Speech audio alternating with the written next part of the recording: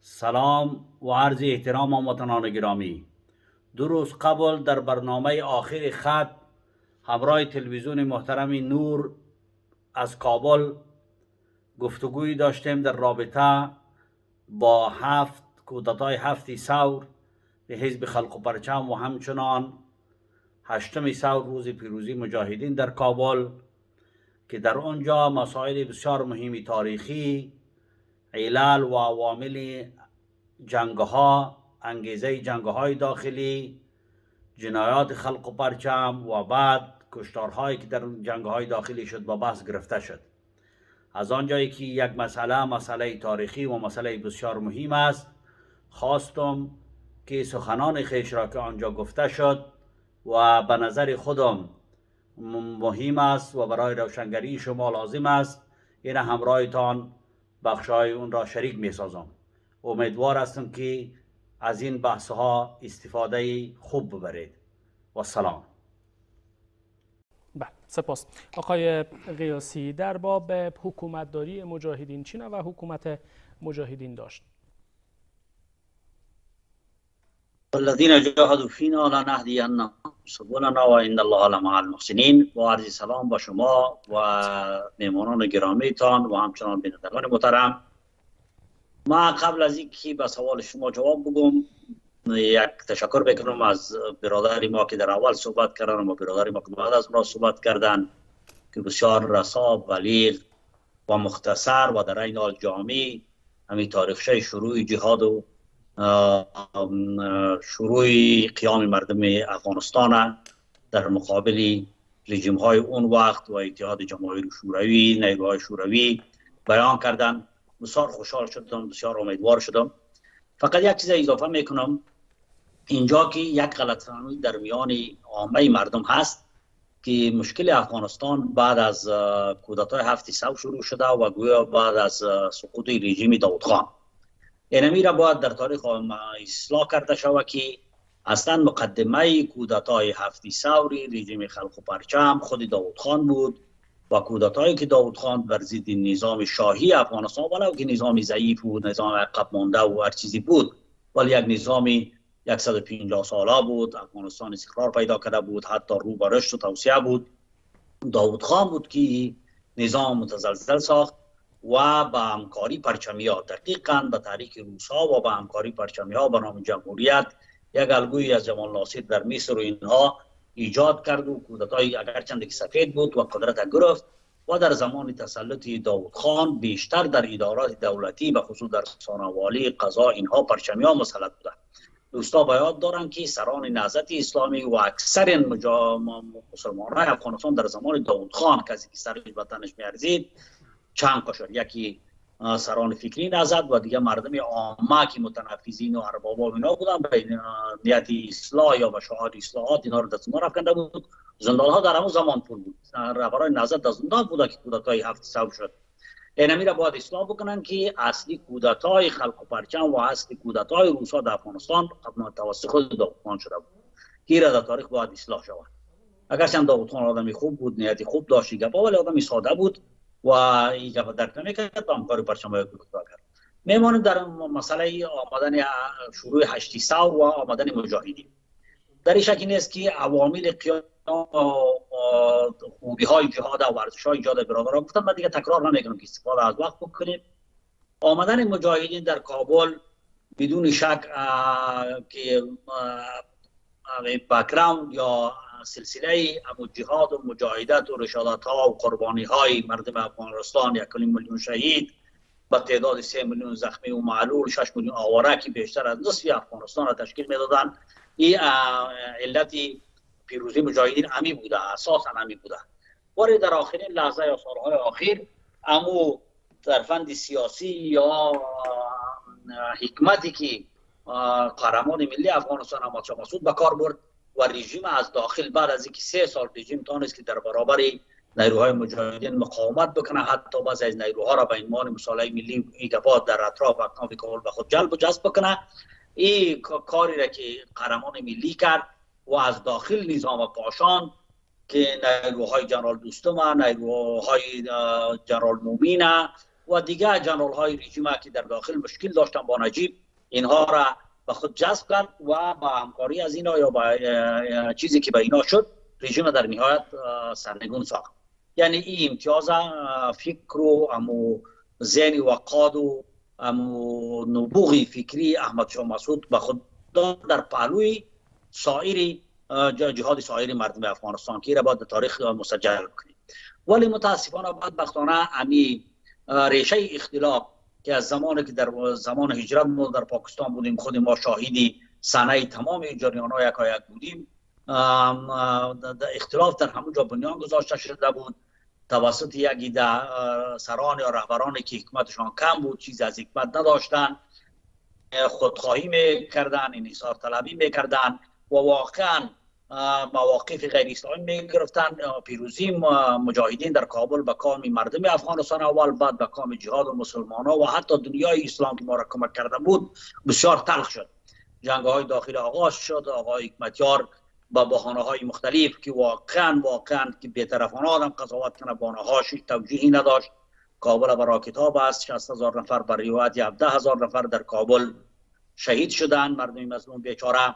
امو تمام نتایج و امو دستاوردهایی که در طول تاریخ ملت افغانستان رقم زده بود به خاک یکسان شد و امو مطابق حدیث پیامبر صلی الله علیه و سلم که انما الاعمال بالخواتم، تمام دستاوردهای مجاهدین اینا به خاک یکسان کرد که عامل اساسیش که ما باید مسئله طرف آقای حکمتیار بود و این به کام مردم افغانستان تلخ شد که مجاهدین و هم علاوه از این فقط اجازه یک دقیقه دیگه که می بس تکمیل کنم، علاوه از این دنیای غرب برای ما خیانت کرد، ما را از پشت خنجر زد به خاطر از اینکه برنامه بنیسیوان و مصالحه نجیب تطبیق نشده بود. اینا با مجاهدین نقطه گرفتن و مجاهدین و نظامشان در میدان اعلام کردند. برعکس مثلا امروز که رژیم امارت مثلا آمده، امارت هفته‌وار 42 میلیون دلار اینا کمک میکنه و تمامی امکاناتی استخباراتی.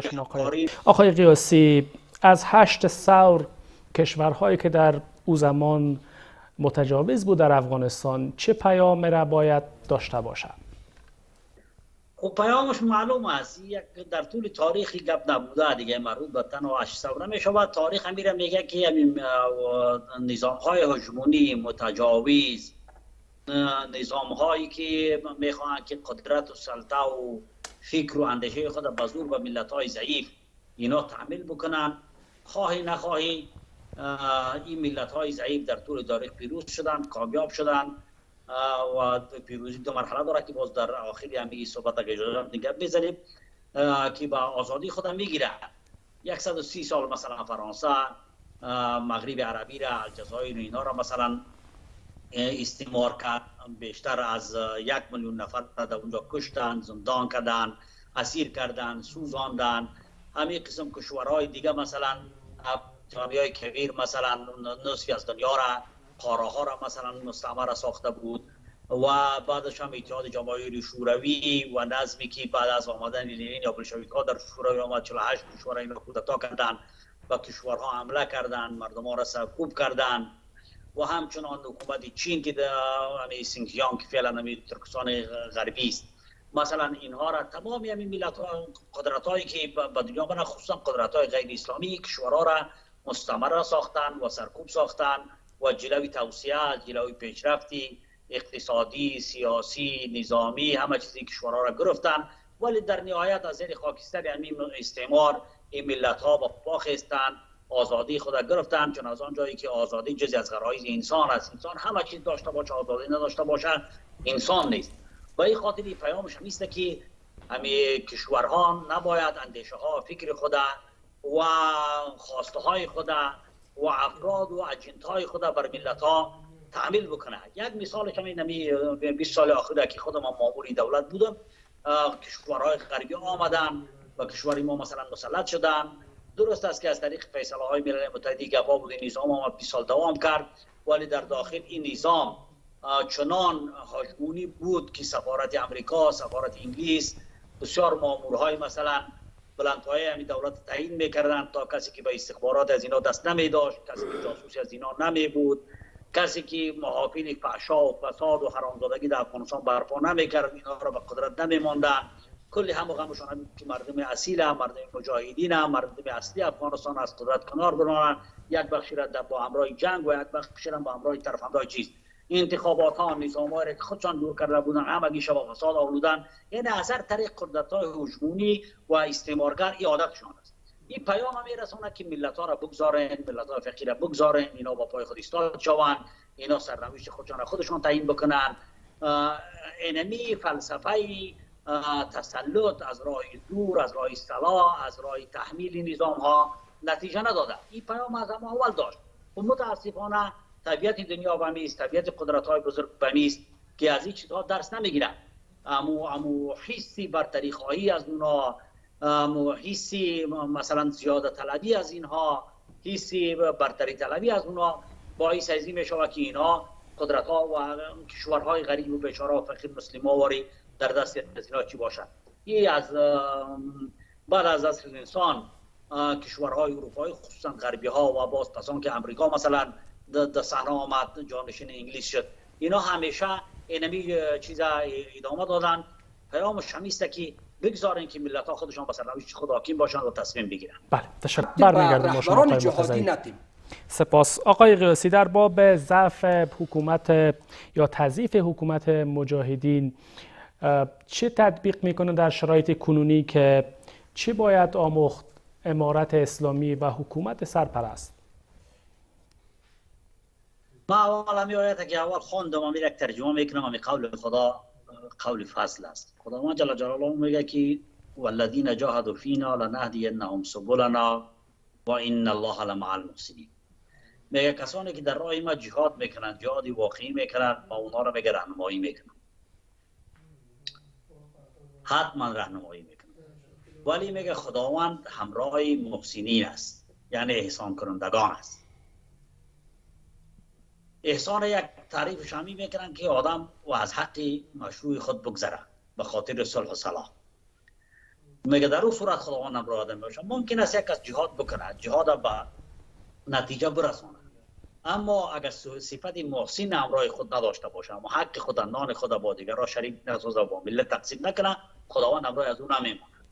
غالبا جهاد افغانستان علاوه بر مداخلات خارجی که برادرها بسیار مفصل و خوب عرض کردن، مداخلات خارجی، قدرت‌های بزرگ، خیانت است باش و خصوصا کشورهای همسایه ما که واقعا بعد از پیروزی مجاهدین نقش بسیار منفی را بازی کردن، نیروهای مختلف سپورت کردن و جهاد ناکام کردن. با معنای واقعی نام نمیبریم، معلوم است کشور همسایه ما کی بدبختی را زیاد به دامن از اونهاست و اینا جنگ‌های داخلی را بارش بیشتر، یعنی 60%، 40% یا 70%، 30% به دو کشور میروند که اینا بدبختی زیاد نقش داشتن.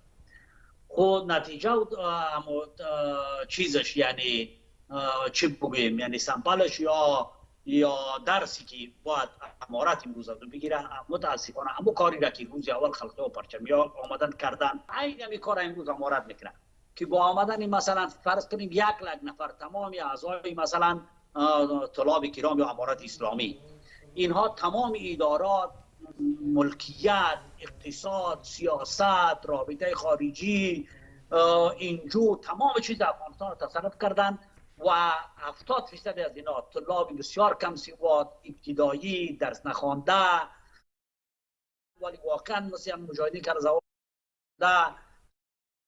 ندارن، تجربه ندارن، تخصص ندارن.